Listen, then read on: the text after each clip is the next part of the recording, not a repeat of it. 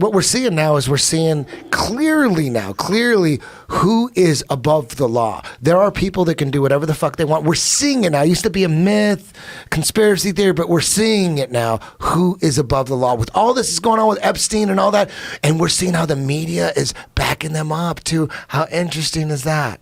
If that's all just a distraction to like get people arguing, make it so obvious that it wasn't a suicide. It's so obvious. Let's release it, make it so obvious. Meanwhile, he's still alive, and everyone's trying to figure out how he died, and all they care about is that he's dead. There's virtually a media blackout on it for the longest time, but they gotta talk about something, because the longer the mainstream media doesn't talk about it, the more obvious it looks, and it's waking everybody up. You know how many people who are super anti-conspiracy theorists, they're all into Epstein now. It's like when 9/11 happened, that woke up a lot of people. 9/11 woke people up. A lot of people say, well, it started with 9/11.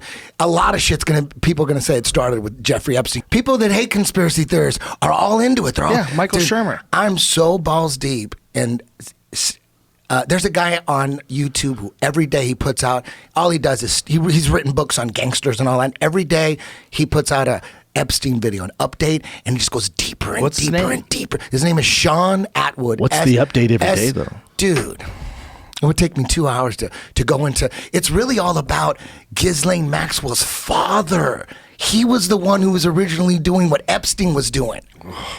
Epstein started banging Ghislaine. She takes him. She goes, you know what? You're going to take over the family business. The family business is not just blackmailing the elite. That's a part of it. But a big part of it, right? You know what? Dude, her father, he's the one, Robert Maxwell. That guy was dude, I think they're just distracting everybody. It wasn't a suicide. The amount of deception that's shoved down our throats, it's obvious now, it's all out in the open. So any plausible theory, you can't laugh at. Dude, he's in Thailand. He could easily be alive. Why did they need to show 9,000 jumpsuits and shit? Look at all those jumpsuits. Come on, man.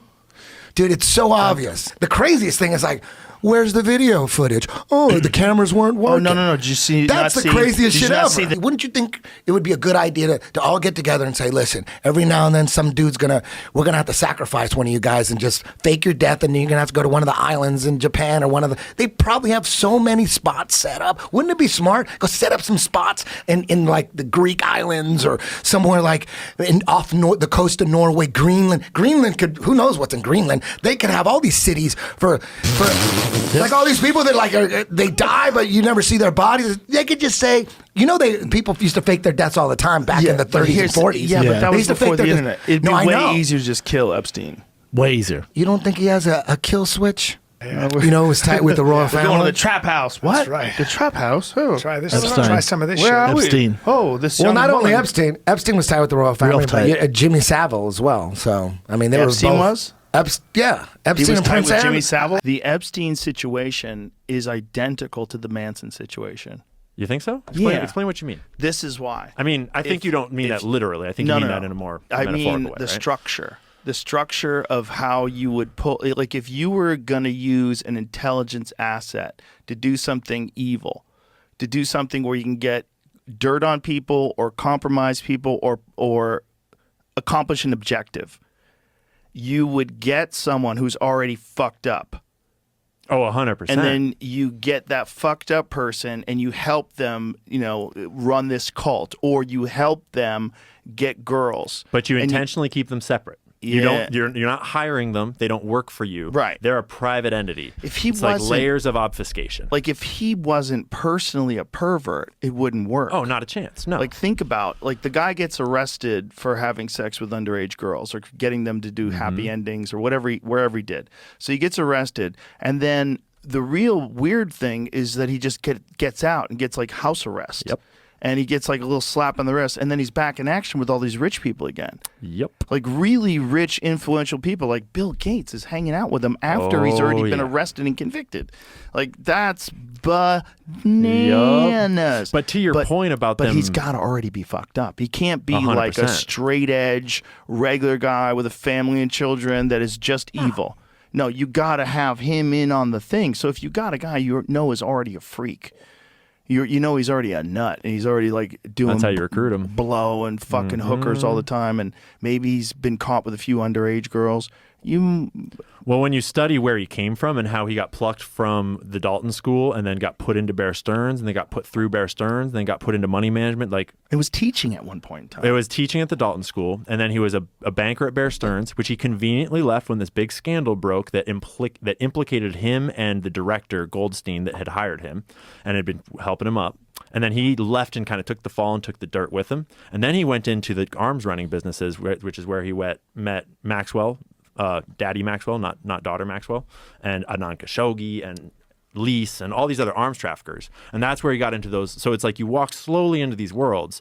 And as they're doing that, I'm imagining they're taking tabs on of like, what kind of guy is this and what's he into? And he's working with arms traffickers. And some of those arms traffickers were famous for blackmail. Like Anand Khashoggi, he was famous for having his yacht filled up with cameras and given his arms deals everything they could ever want while he's selling weapons to them, and he's got his whole yacht wired up with cameras.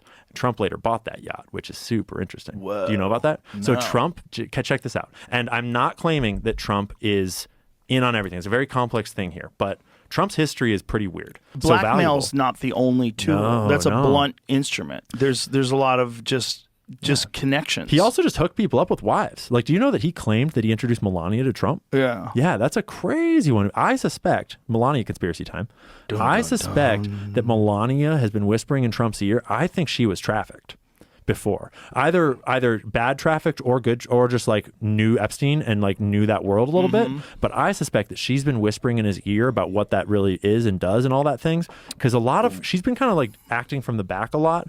But when you really dig into what Melania's been doing, she's very, very active in anti-trafficking and in protecting trafficked victims and girls and stuff. And as Trump, when he married her, and then they have Barron, and he's watching his son grow up. So you have this young child, and you have this wife telling you about her previous life, probably, and just whispering in your ear that like, this could be your legacy. This could be your legacy. This could be your legacy, right? Because he used to be friends with those people, even though I don't think he was blackmailed, because I think that would have come out when the Democrats were going for him. Right. And maybe he was involved in the trafficking a little bit because of the things that he bought and the people that he knew and like Roy Cohn connections. He knows the game. And then he marries Melania. And then more and more, like he was in charge when Epstein went down. He was the only one that when Epstein got arrested and they were going around asking for dirt, he was like, I'll fully fucking cooperate. Fuck that guy. I'll tell you everything that I know.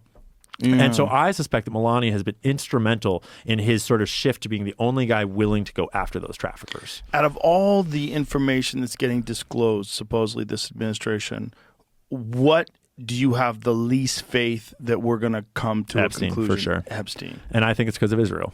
I Really? think that when you really dig into Epstein, his entire network was Israel.